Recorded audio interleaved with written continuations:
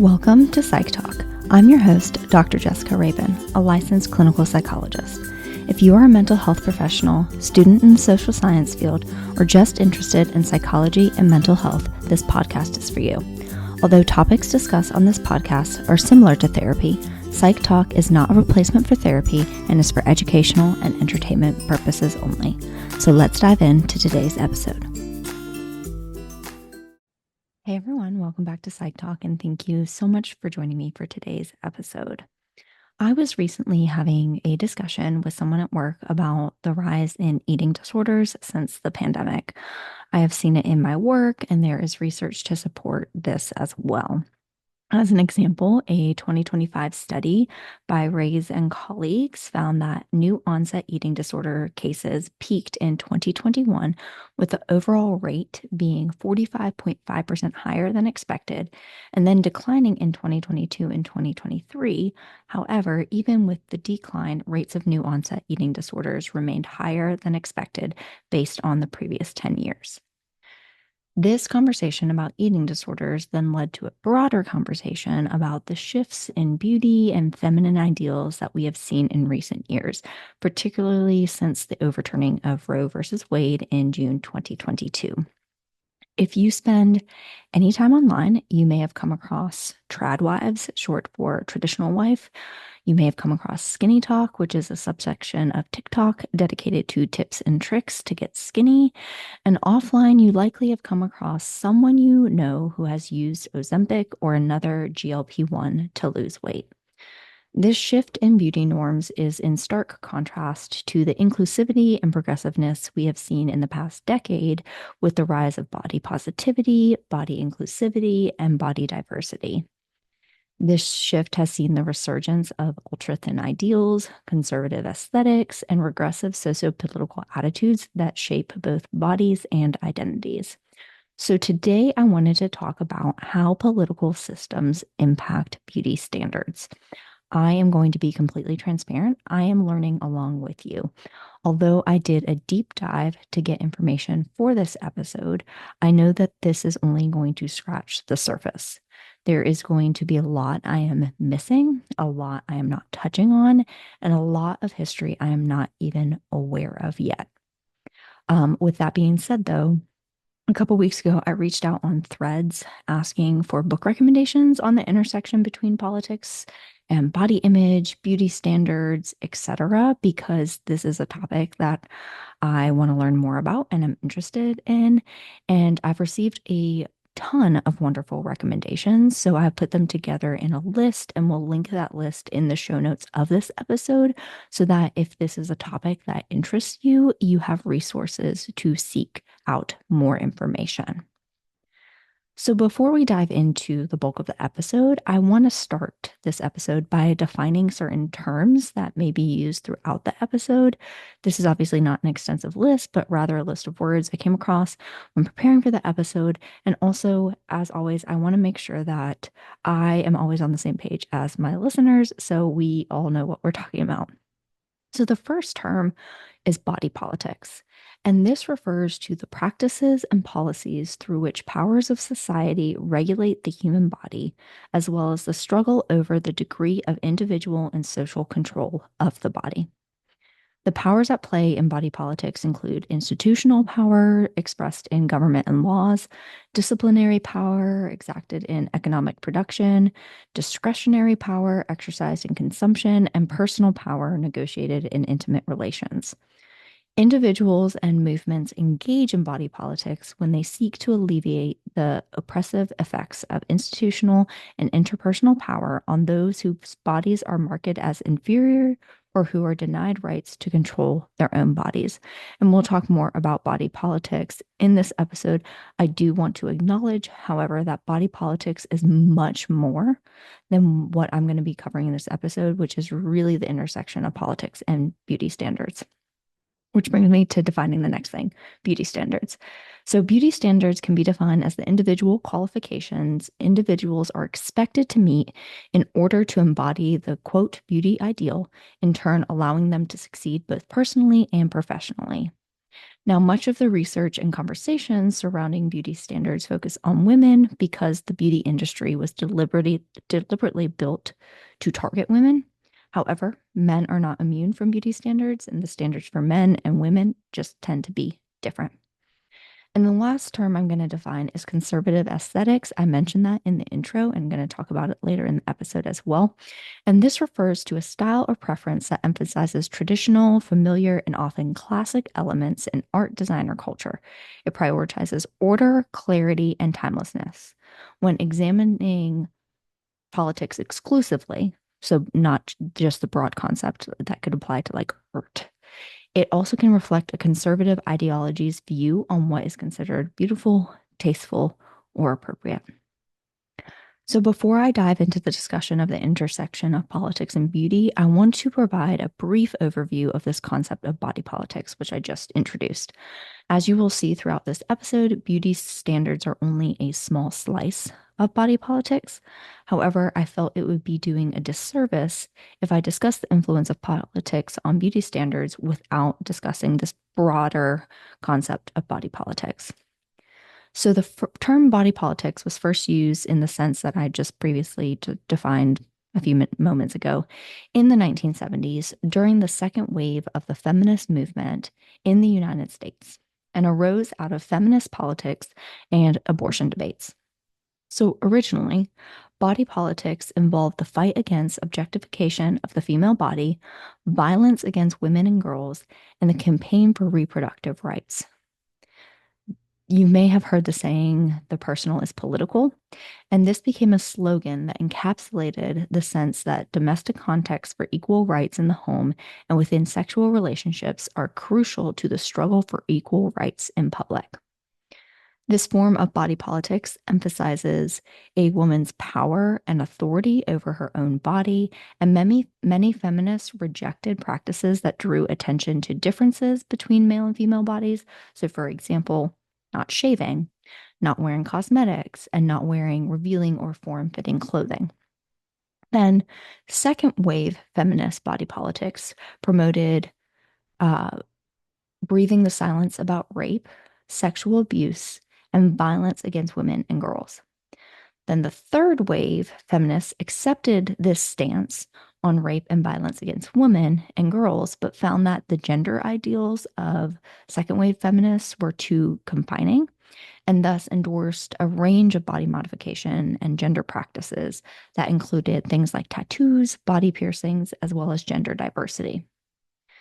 So, like I said earlier, although much of my episode today is going to focus specifically on the intersection of politics and beauty standards, I cannot talk about the history of body politics without talking about abortion because, like I said a few moments ago, that was one of the main things that body politics grew out of. So, after the Supreme Court upheld the right to abortion in the case of Roe versus Wade in 1974, anti-abortion activists began protesting against this extension of women's reproductive rights. This led to debates over the individual versus social control of a woman's pregnancy, which is a clear example of body politics.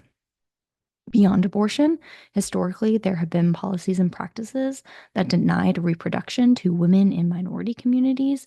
A clear example of this is the forced sterilization of Native Americans. We also see body politics come up with employment rights for pregnant women and parental leave for new parents. We see body politics with sex work and prostitutes arguing for decriminalization of their work. Outside of abortion, pregnancy, and sex work, we can look at America's history of brutal experimentation on people of color, the classic example being the Tuskegee experiment in 1932. And we see body politics at play there. So, in sum, body politics is about systems and institutions regulating, restricting, surveilling, and minimizing certain bodies. There is a ton more to cover in the history of body politics, but that is where I will end for this segment of the podcast. I will link a much more in-depth resource on body politics in the show notes for anyone who is interested in learning more. But like I said, I felt like I couldn't talk about the intersection of politics and its influence on beauty standards without talking about this broad concept of body politics. So now, the intersection of politics and beauty standards.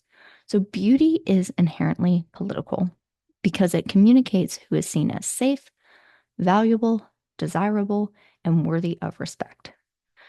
Beauty standards can be argued as tools of oppression that reinforce sexism, racism, colorism, classism, ableism, ageism, and gender norms, and are communicated through film, television, literature, magazines, the medical system, the school system, social media, politics, laws, and advertising, just to name a few things.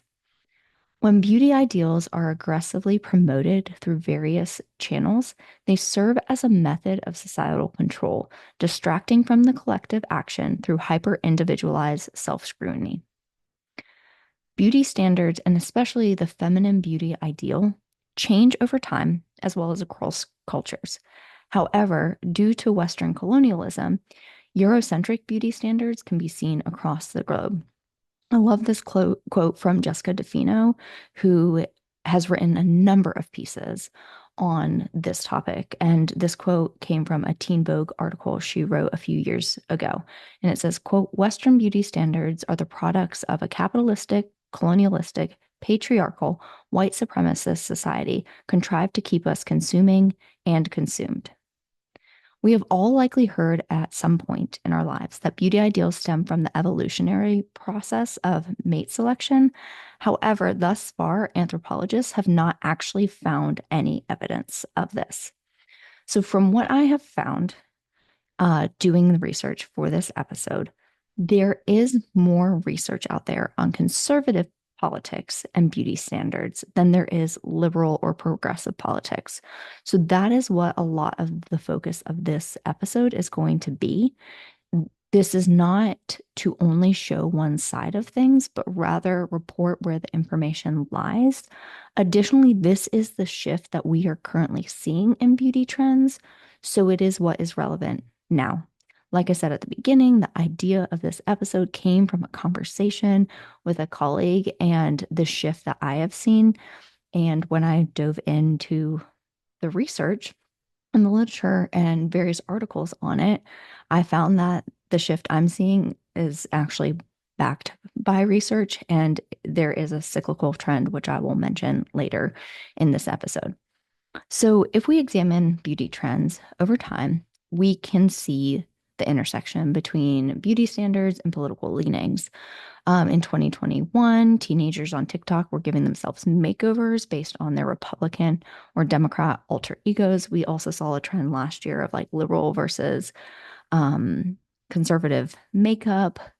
Conservative beauty can be defined as beauty trends that uphold white supremacist and patriarchal beauty ideals. For example, blonde hair has become very associated with right leaning politics under President Trump. And there is a link that is backed by research between conservative politics and negative attitudes towards people in larger bodies. We saw these more conservative beauty trends in 2024 with the rise of things like no makeup, tattoo removals, Utah curls, latte hair colors, extreme thinness, as well as more subtle plastic surgery trends. On social media, we have seen the rise of trad wives, which I mentioned in my intro, which is short for traditional wives, that truly like garner an aesthetic straight from the 1950s. Other conservative beauty trends we have seen in recent years include minimalistic manicures, barely there long wear cosmetics, and a fixation on strengthening and growing hair. In contrast, more quote unquote liberal beauty trends tend to include things such as tattoos, visible eyeliner, dyed hair, and alternative or more individualistic styles. So, the undertones of conservatism in beauty content are often presented as embracing traditional femininity. Although certain aspects of this may be harmless on their own, when pieced together, these conservative beauty trends build a picture of religious modesty, traditional family values, and idealization of family wealth. Women are expected to always have their hair, nails, and makeup done and then tend to their family's need. So, Arabelle Scadardi, I hope I'm saying her last name correctly, the author of The House of Beauty, argues that the emphasis on smaller, thinner bodies and conservative aesthetics is the quote, shorthand for the traditional roles women are taught to take in society. The religious and conservative politics of a woman at home have just come back to call with a vengeance. End quote. The women's liberation movement has historically questioned the pressure for women to appear beautiful and adhere to cultural norms, rejecting beauty trends, makeup, and expectations of body hair removal. Feminist scholars have historically viewed women's beauty work as oppressive tools of the patriarchy designed to metaphorically bind women and restrict their social progress. Thus, feminists tend to push back against the traditional beauty standards. And this resistance is cyclical, like I mentioned a few moments ago. So if we look at historical patterns between waves of feminism, there tends to be pullback towards traditional and conservative beliefs. So basically, we see some progression, then we see some regression, followed by more progression, and then regression. We can see this recently as well. So, despite the fact that conservative aesthetics have been heavily promoted, especially over the past year, consumer data is showing that inclusive beauty brands are actually outperforming conservative peers. So, they're outperforming conservative brands, which may be signs of emerging resistance. So, if we go back to bipartisan or partisan politics, liberals tend to report stronger feminist identities than conservatives, which may be one reason when we look at beauty trends, things like visible eyeliner and colored hair became signals of liberalism or left wing policies and women's liberation because individuals that styled themselves had that individual style with things like heavier makeup or dyed hair are pushing back against the conservative ideals tend to be, or more likely, are feminist, therefore more likely liberal. Saccardi, who I mentioned a few moments ago, described the broader function of beauty in society as the following. Quote, beauty has always been a tool of fear and respectability politics, a language of passing in a system of surveillance and judgment. We're going to see it operate in several ways as a method of distraction, as a way to keep us desensitized, hypercritical, and focused on individualism rather than the collective response and community building. If you're so focused on your own flaws or pointing out the work done on other people, you have far less time to strategize. So, in sum, as I kind of wrap up this section of the podcast, I do want to make it abundantly clear if you just like, more minimalistic makeup, if you naturally have blonde hair, if you like Utah curls, go for it. If you like heavy eyeliner and dyed hair and visible tattoos, go for it. The point of me sharing this is not to like pass a judgment one way or another. Yes, I know a lot of the language based on the research I'm using when I use terms like white supremacy, things like that. There may be certain messaging or it may elicit certain emotions in people listening. But this is what the data is showing us. This is what history is showing us. And it is, I think, important for all of us to take a step back and reflect on like, why am I drawn to these certain things? Is it because I truly like it? Or is it because this is a trend I've seen and I feel like I need to hop on the trend to be included? And I want to say this as we go into the next section where I'm talking about influence of politics on body size, because I think so many of us, especially women or femme presenting individuals, are highly influenced by media when it comes to the size and shape of our body. And yes, we can easily argue, like, I feel better when I'm at X size. That's fine. And we need to think about where that desire comes from to be a certain size. And so, just like with our makeup, where does the desire come from to have minimalistic makeup or plastic surgery, or maybe to push back about those ideals? So, hopefully, all of this to say that I want to make it clear this is not me passing judgment one way or another, but rather for us to all pause and reflect on okay, how do I like to express myself? Where do I feel pressure in my life? Do I feel pressure to look a certain way, act a certain way? And where is that coming from? Because most likely, even if we don't realize it, the sociopolitical climate is probably influencing us in some way or another. So let's move on to talk about the influence of politics on body size. So, as I previously stated, there is a correlation between conservative politics and negative attitudes towards people in larger bodies. In a study of 1,000 undergrads from 1990, research found that politically conservative participants were more likely to agree with statements like, quote, people who have little control over their weight probably have little control over the rest of their lives, end quote. Researchers also noticed strong correlations between bias against fat people and authoritarianism. As the study I just cited is 35 years old, and that's why I emphasized 1990 when I said it. This association is not new, and yet we continue to see this 35 years later. So we have seen a shift, particularly over the past few years, back to this thin ideal. Central to this shift are GLP-1 drugs like Ozempic and Wegovy, which have been tried by 1 in 8 Americans. These injectables normalize, commercialize, and amplify the thin ideal and reduce body diversity. Further, because weight loss is medicalized, it conveys the message that fatness is inexcusable and increasingly tied to morality. I'm going to interject here, and once again, if you are listening and you have tried GLP-1s and they worked with you for you, that is great. I want everybody to do what feels right for them. What I'm talking about here is more the shift that we have seen in society and the influences that policies from politicians and the sociopolitical climate have on individuals. I know when I did an episode recently on bariatric surgery,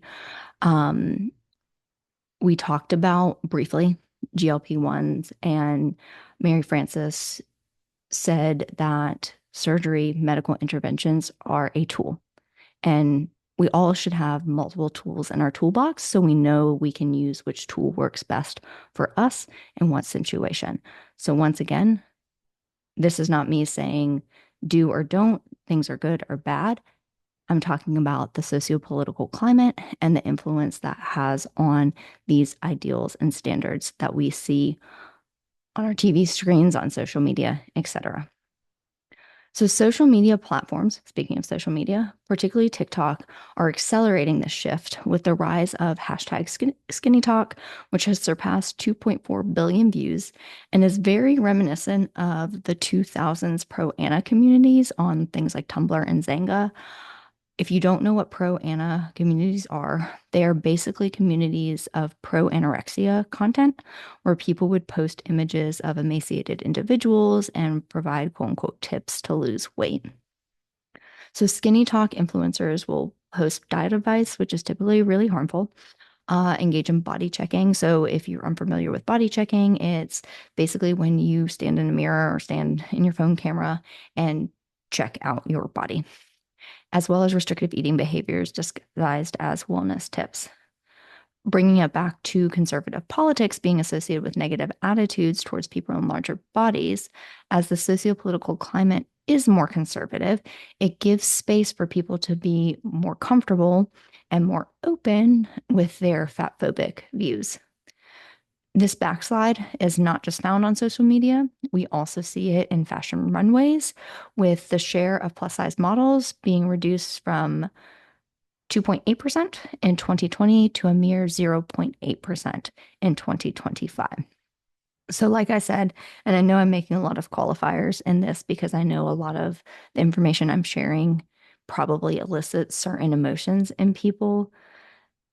Inherently, there is nothing good or bad for wanting to be in a smaller body, especially if the reasons are health motivated, if they're, okay, I feel better at this, I have more energy, things like that. But when we see this shift from years of body acceptance, body positivity, even body neutrality, which I did a whole episode on years ago, to the ultra thin ideas, we need to look outside of ourselves and be like, where is this shift coming from?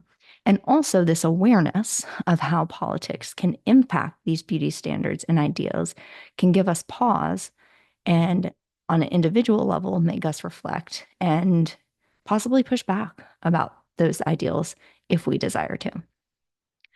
So now I'm going to talk about the influence on race because politics also impacts what races are considered beautiful or not. So the attribution of ethical, moral, temperamental, and social characteristics to individuals or populations based on skin color, facial features, body types, and sexual anatomy figure prominently in racial body politics. This is most pronounced in the United States in racism against Black individuals. So the connection between beauty and spirituality really took a turn in the Middle Ages with the rise of Christianity in Europe. Not only were women supposed to appear pure, virginal, and young, light features like blonde hair, blue eyes, and fair skin were believed to be physical manifestations of the light of God. In the 15th century, colonizers went to Africa, Asia, and Latin America and introduced the idea that whiteness is good. But this was not the first time that skin color was associated with class. In early Egyptian, Greek, and Roman societies, lighter skin was associated with belonging to a higher class. And this was due to the belief that those with lighter skin had the privilege of staying indoors rather than being outside doing physical labor. However, colonialism took this concept and applied it across races. We saw this with slavery in the United States, with individuals with darker skin working outside in the fields, and those with lighter skin were favored to work in the homes. We also saw colonial administrations groups colonize people according to race and use these distinctions to control their access to rights and resources. When we examine the Atlantic slave trade, Western countries used bodily differences to justify African subjugation. Dark skin was viewed as lesser than white. Broad facial features were perceived as a sign of promiscuity and lack of intelligence, and sexual organs of Black individuals were credited to be the seat of excessive sexuality, which was then used to blame Black men and women for being victims of rape, lynching, and castration. Anti-colonial movements rejected colonial rules of difference, fought for political sovereignty, revived order demonstrations of respect, and instituted new policies and practices to regulate the human body. However, even after slavery ended, the legacy of whiteness remained, especially in the United States. We see this legacy in 2025 as well. So if we look at fashion magazines, models are overwhelmingly white. When we look at foundation, for example, at the store, there are many more options for white women than there are for Black women. Skin lightening creams are still sold, just to name a few examples. As body politics includes both the power to control bodies as well as resistance and protests against such powers, body politics can both uphold racism as well as challenge racism. For example, the civil rights movement abolished Jim Crow laws and abated racial segregation. In the 1960s, the slogan Black is Beautiful arose and attributed positive values to Black physical features, encouraged natural hairstyles, and wearing African-inspired clothing. Although some remnants of this remain, even in 2025, we continue to witness the political impact of politics on race and beauty standards with regard to race. Next, I want to talk about the influence on gender. Politics also has a strong influence on the beauty standards when it comes to gender. As stated earlier, much of the conversation around beauty standards focuses on women and what we see within beauty marketing, where individuals trying to sell a product target women's insecurities so that they buy the product to fix the problem. This method of psychological manipulation is also ideal for maintaining the patriarchy in which women are mere beauties in the culture so that the culture can be kept male. In the 1960s and 1970s, there was increased policing of women's looks. Feminists were stereotyped as ugly to undermine their messages. The number of diet-related articles in women's magazine rose 70% from 1968 to 1972, and courts upheld the rights of employees to enforce appearance-based policies on female employees. The messaging in the 1960s and 1970s psychological, politically, and legally was that women were only as valuable as they were beautiful. When we fast forward to 2024, the discussion around gender, particularly women's roles in politics, trans and femme bodies, and access to reproductive health care, dominated the election season. And therefore, it is to be expected that women's looks were part of the conversation. And we absolutely saw that. I saw that on both sides of the political spectrum. We had a number of people on the right attacking Kamala Harris and her looks. And then we had a number of people on the left attacking the looks of various Trump appointees, people in his circle. Laura Loomer comes to mind. Marjorie Taylor Greene is another one that I have seen be criticized for their looks.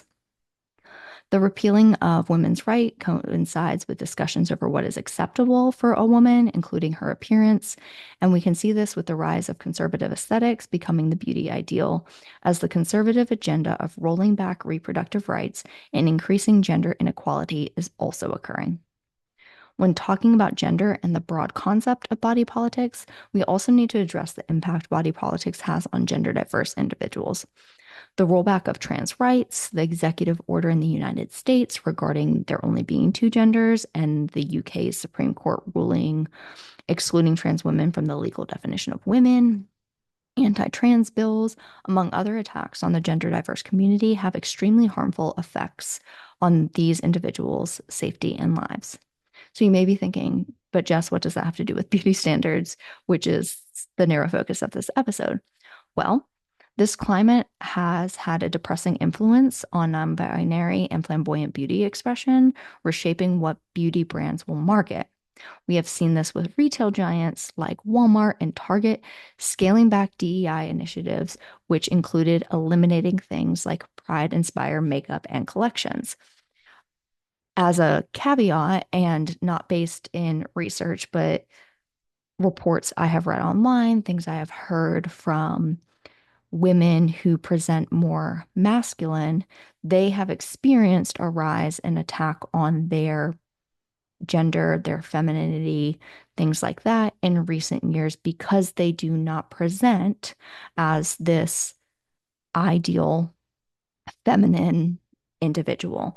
So it's important to discuss trans, non-binary, or even cisgender women who may present more androgynous or prefer a style that leans more masculine because they deviate from what conservative politics tell us is the beauty ideal and norm, increasing the likelihood of harm done to them, attacks on them, etc.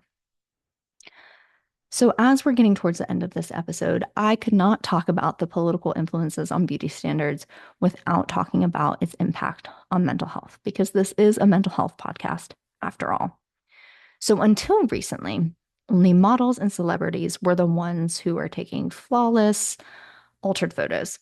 However, with the increase of accessibility to editing apps, this seemingly unattainable beauty standards are more than ever flooding our social media feeds daily.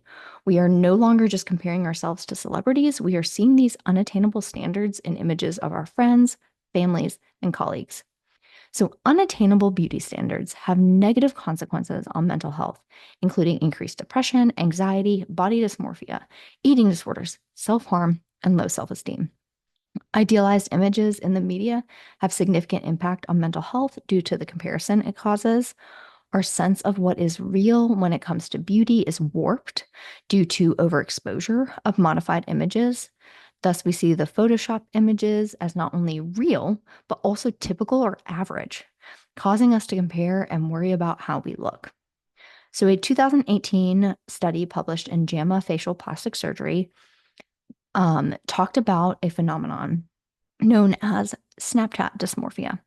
It's a term coined by a British cosmetic doctor where people are bringing their own selfies edited with a smartphone app and asking the plastic surgeons to make them more like the photo. So Snapchat dysmorphia is a form of body dysmorphic disorder, which is a mental condition that causes people to be extremely preoccupied with a perceived flaw in appearance that others can't see or appears minor. So people who have BDD tend to obsess over their appearance and body image, often checking the mirror and grooming or seeking reassurance for many hours a day. Snapchat dysmorphia has caused widespread concern among experts who are worried about its negative effect on people's self-esteem and its potential to trigger body dysmorphic disorder. An earlier 2016 study by McCallum and Widows examined the influence of digitally altered images on body satisfaction and beauty aspiration, and the authors note that extensive research has shown that exposure to visual mass media depicting idealized bodies is associated with body image disturbance. However, culture likely plays a role in the impact of these ideals on mental health. In a review by Marino and colleagues, they note in societies where thinness is highly valued, social media can exacerbate body dissatisfaction, leading to unhealthy eating behaviors and increasing eating disorders. Conversely, in cultures that celebrate the fuller body types, social media narratives may pivot towards these ideals, yet still engender a sense of inadequacy among those who feel like they do not meet these standards. This same paper also notes that although historically research on body dissatisfaction in media has focused on women, men also experience body dissatisfaction when comparing themselves to images on social media that exhibits ideals for men. So in sum, media that portrays these often unattainable beauty standards, which, like we've talked about this entire episode, tend to be influenced by the sociopolitical climate, has negative impacts on multiple aspects of mental health and body image. So that is where I'm going to wrap up this episode for today. Like I said at the beginning, I am learning with you.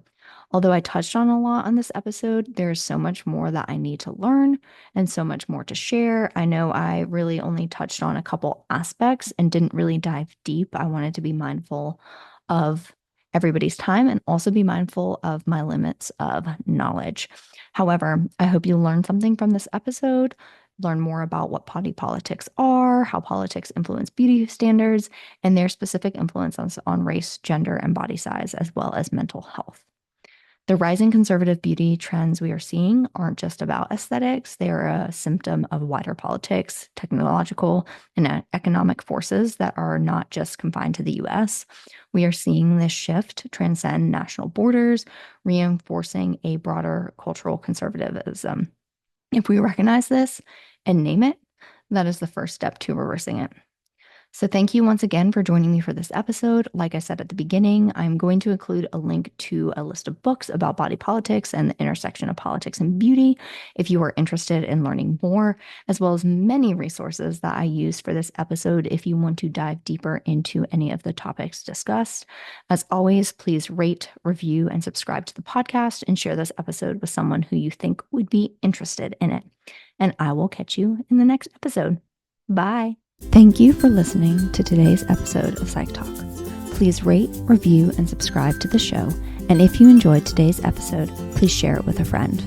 Don't forget to follow me on all socials at Jessica Lee, PhD, and the podcast at Psych Talk Podcast on Instagram.